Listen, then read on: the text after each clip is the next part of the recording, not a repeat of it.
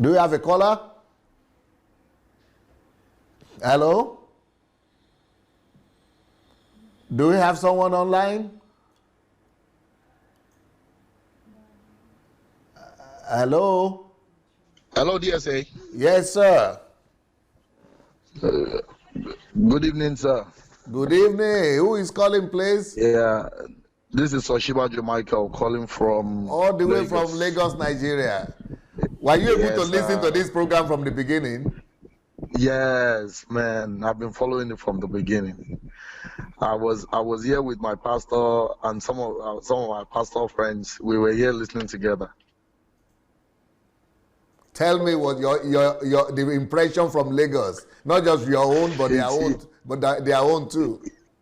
Yeah. So while we were talking, we were just picking out the points and doing a lot of analysis and all that. And first of all, sometimes when I hear you and I hear your passion, and you there's a way you reverberate some of the things that are happening around us, with statistical proofs, data, that it makes us look like maybe our negligence to a lot of things is just becoming a normal lifestyle. But when you bring those data up, and then you say it read it to our ears again, it shows how much work needed to be done. And so I have to first of all commend you on that. It's amazing how you passionately bring these things back to us as a reality, so that we know where we are. Because some of us, we are living in the illusion of our own world, our own cycle, our own environment, and we just think that, how can this person be saying that he can do this in this place, or how can Nigeria is not that bad, our country is so good? Because when we look all around, everything seems to be like, at least it's okay for me, so I don't care what happened to other people.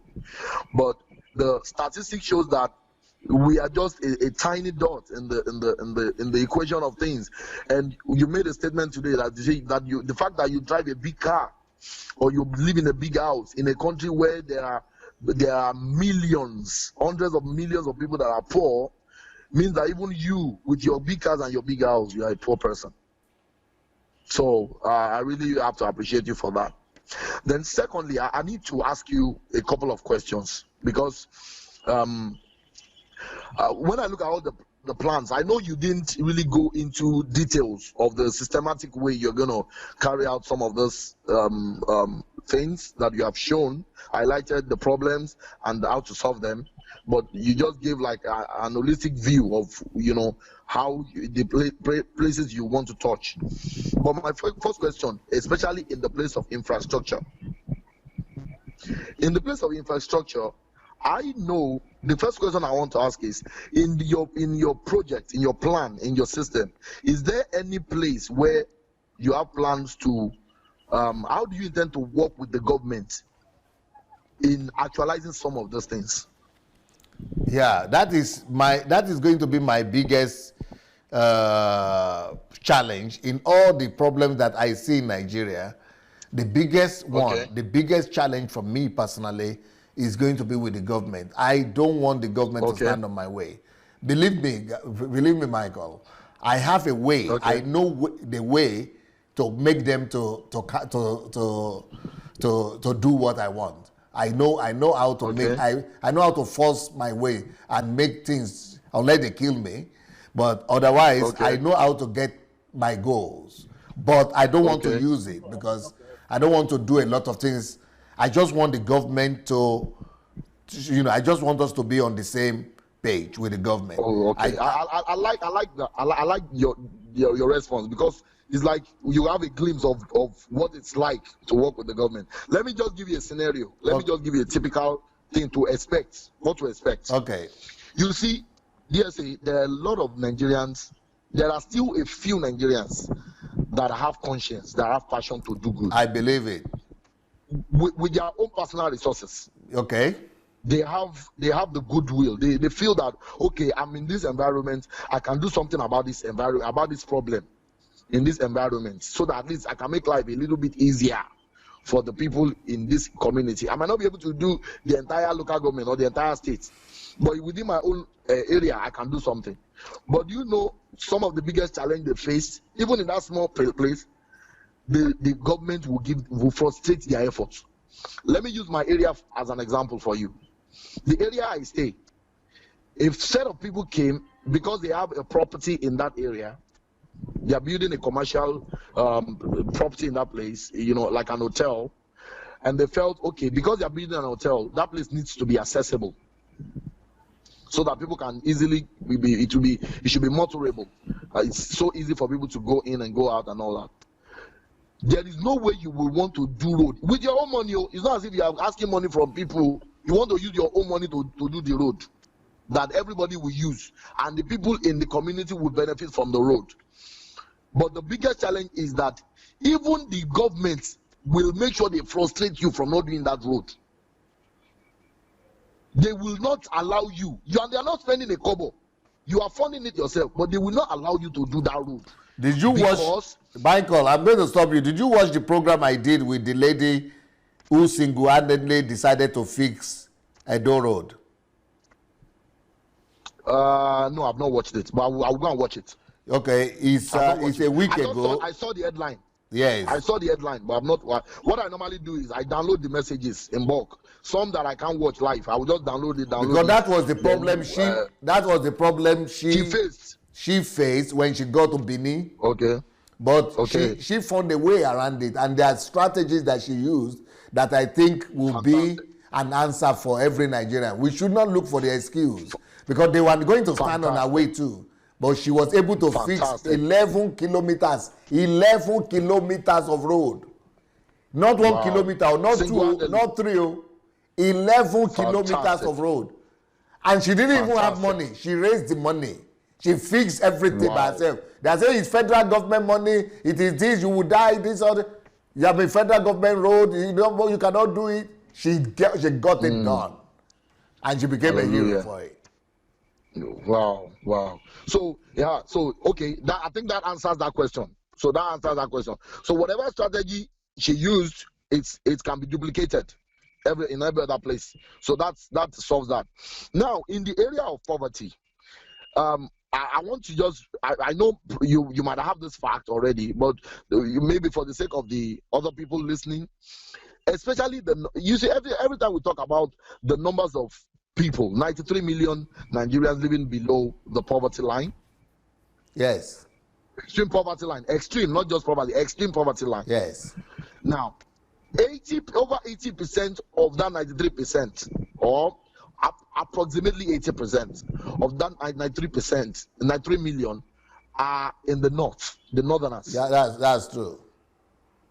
Now, and when we look at it, because I've listened to some of Sanusi Lamido's presentations, his teachings and all that, because he is from the north, one, and he's an emir in the north, two, and he was once the finance, the CBN governor, and he's an economist, so I'm sure his data and facts are right. So in all, he understands his people. Yes. And one of the things I found out is that when you look at Nigeria, when you separate the northerners from Nigeria, it almost look as if, how can they be saying that Nigeria is extreme in poverty? Because when you look around some of the western side, poverty all around, poor infrastructure, but not as bad. Now, and this man was able to highlight some of the reasons behind it, which you have done a lot of thorough teaching over. So we don't need to come to that, because poverty has its own roadmap. If you follow the roadmap, you can know that, okay, for somebody to get to this point, this must have been the reason. Now, the challenge now is for an average northerner, because I told you I married from there. I married from Katsina. That's Buhari's state. There is a typical way to think. And that thinking is that they already settled, maybe because of their culture or their religion, that, some of us are supposed to be poor, and some of us are supposed to be rich. So some of us that are we that are poor, we are supposed to be depending and be hailing those people that are rich. So some things are not meant for us. It's meant for these people. We are just supposed to be a dependent. And I don't know whether that thing is a cultural thing. And that is why you will have a gate man, a northern gate man who is earning maybe 30,000 naira a month. He will have 17 children living on 30,000 naira a month. So, and I'm looking at, when I look at all this, your programs and all your strategy to help eliminate this poverty, to bring them from this line and bring development to that place and help them.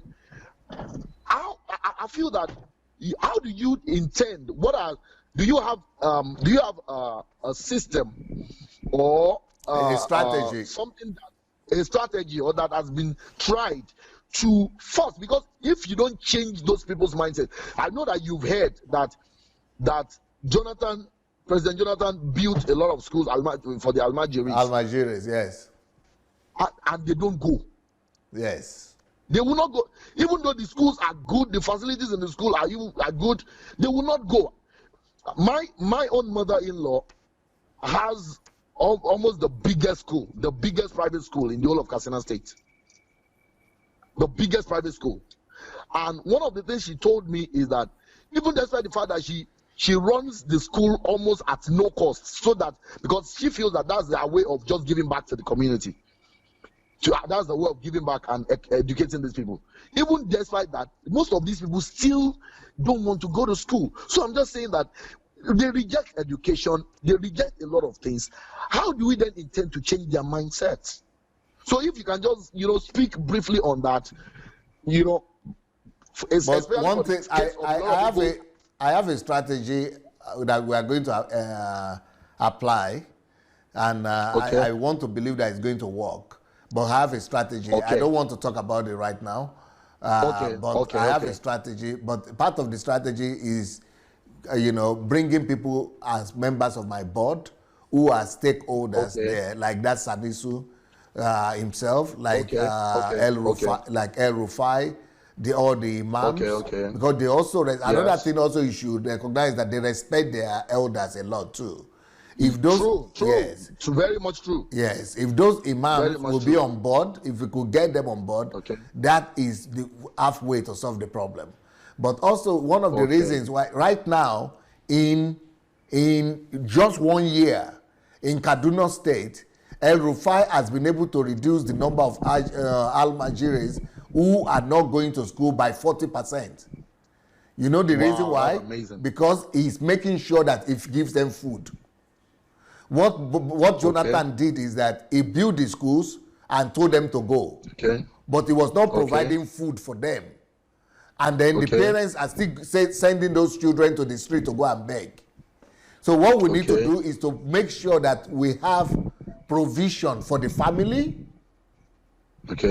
And so that the family has something to fall back on, and the children are also being taken care of, everything. Food, dress, uniform, school, everything. And then the family also will not say they have an argument because they are being given something. So it's going to be an incentive kind of thing. If you let your children go, we'll give you this amount.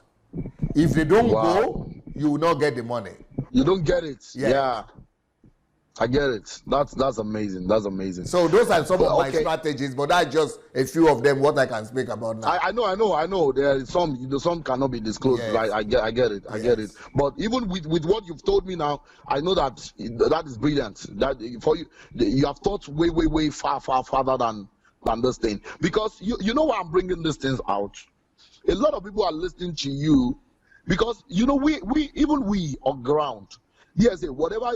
I saw a lot of all the things you said, but whatever it is you think you have seen or you think you know is nothing compared to what you will meet when you get here. Yes. Trust me on that. Yes. So whatever plan you have, I want you to make your plan to the extreme case possible. Yes. Because you will meet.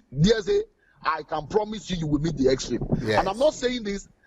So I know you cannot be discouraged. No. I know. No way. So, but I'm saying this to challenge you, just like Israel said.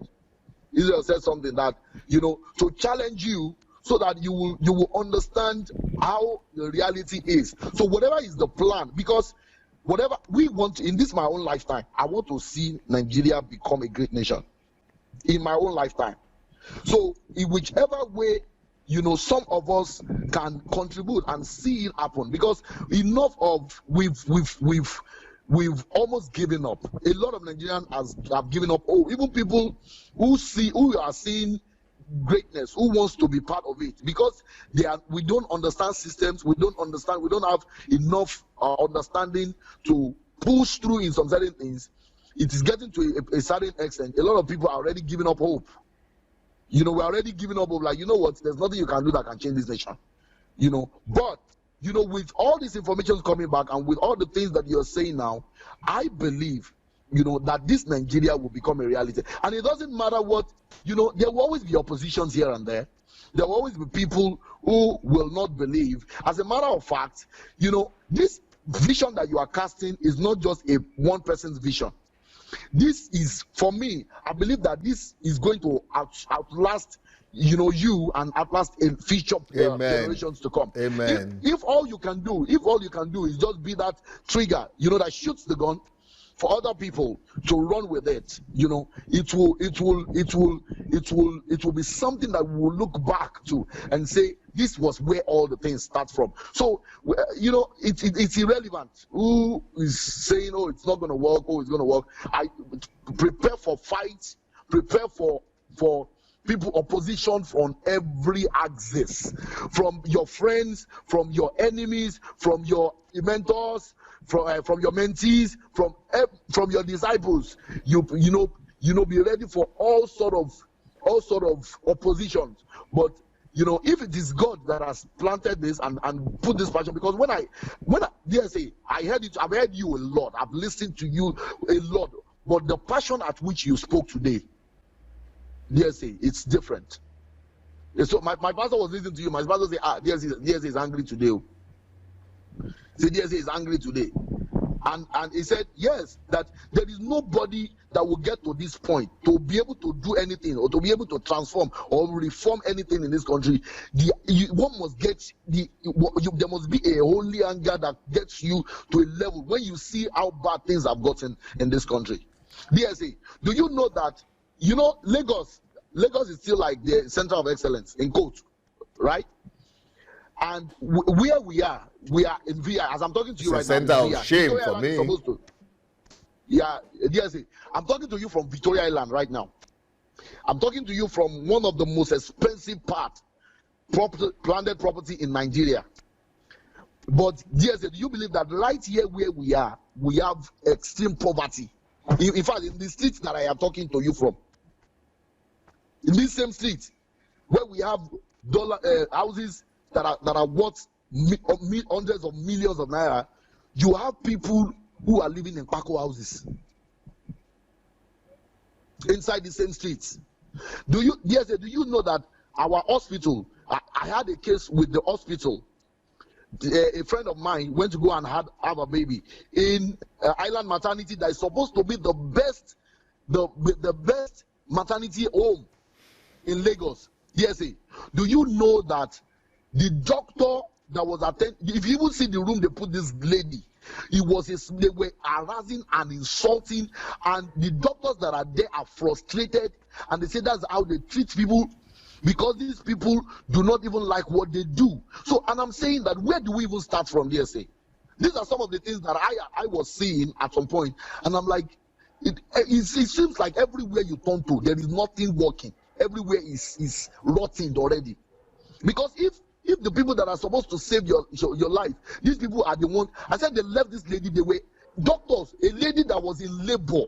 DSA. She was in labor, and they were insulting, blaming abuses on her, saying that oh, you don't want to cooperate. If you don't cooperate, we will leave you. When the pain catch you very well, you will call us.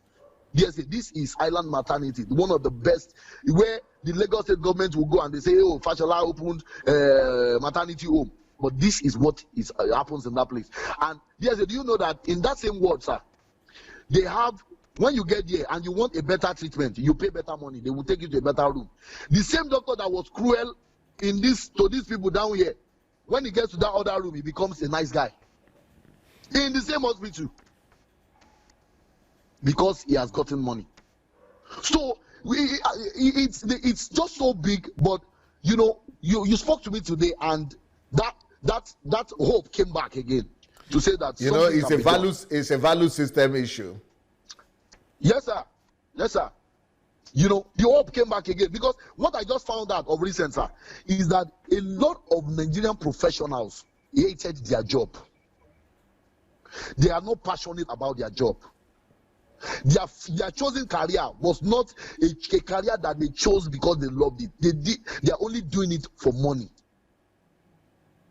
And so, because they are doing it for money, anybody that comes their way, they don't see it as they are offering service. They see it as if they are doing you a favor. And then they frustrate your life. And that this happens everywhere in Nigeria. So hope is coming alive again. Yes, hope is coming alive again. You know, from what you've said today, from some of these things you're saying and the passion at which is spoken, hope is coming alive. It doesn't matter, DSA. It doesn't matter whether it took 40 years to see this nation become one of the greatest countries in the world, but at least it's going to start somewhere. Yeah, I understand the skepticism and the doubt, and because, like I said, I have a team. I have my members of my team from my church right now in Nigeria, who are visiting Nigeria, and they are sending me photographs, video every day on how rotten the country has become. So, you know, they went to my village yesterday, and they sent me photographs and everything. So I'm seeing all these things, and I know they are even worse. So it's not the worst. It's not even the infrastructural collapse. So that one is even the least. It is the people that is the main issue. I don't know if your team, if they will be able to relate with some agencies, go to some public hospitals, go to some public places, and see how people are being treated. Yeah. And see the way they handle people. Because, you know, that's why I said when you get here, you know, yes, when it comes to infrastructure, bad roads, bad schools, bad hospitals, that's one thing.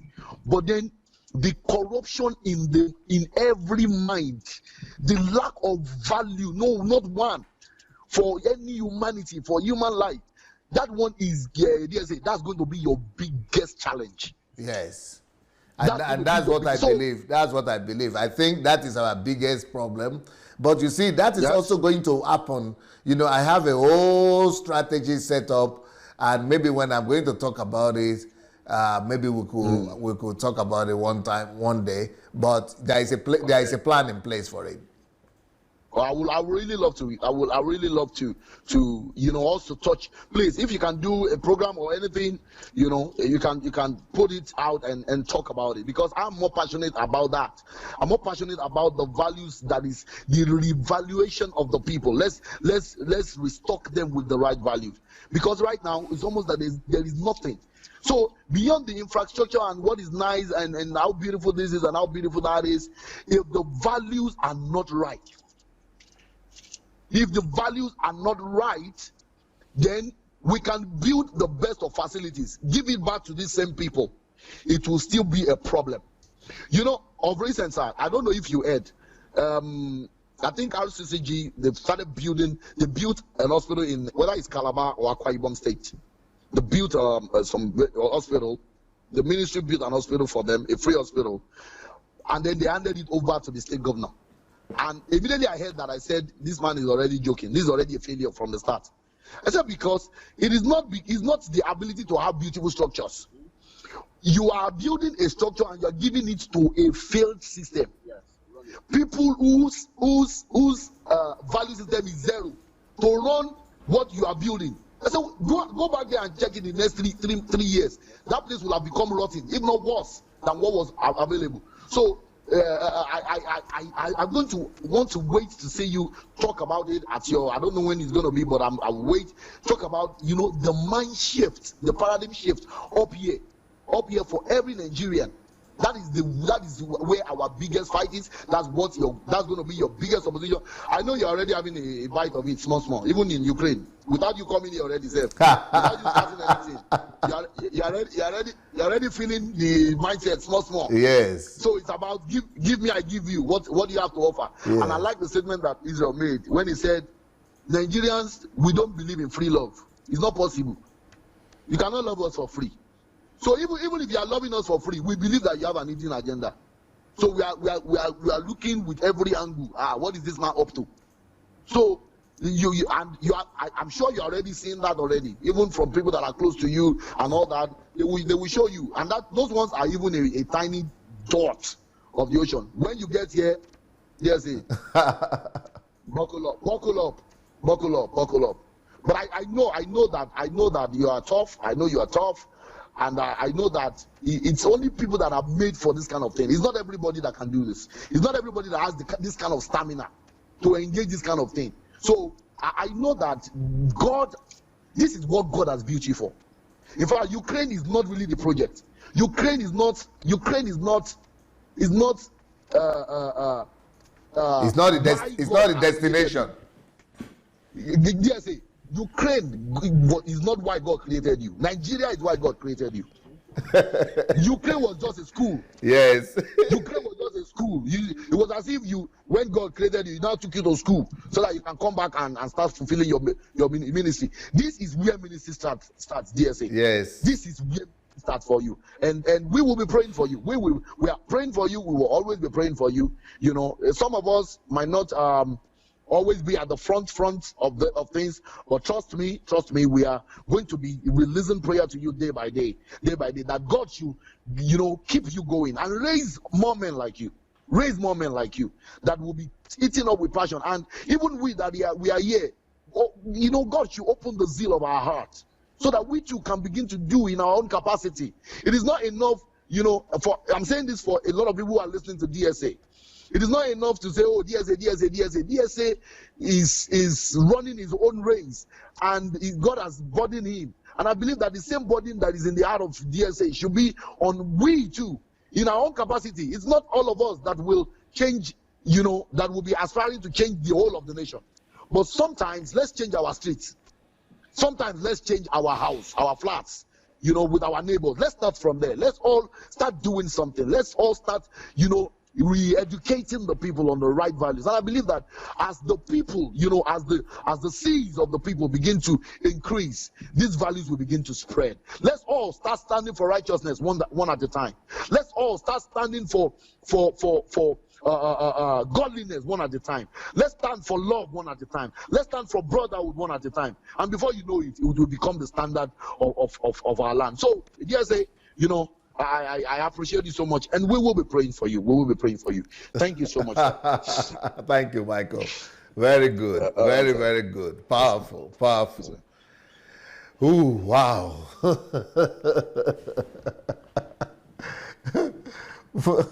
My wife would say, what have you brought on yourself?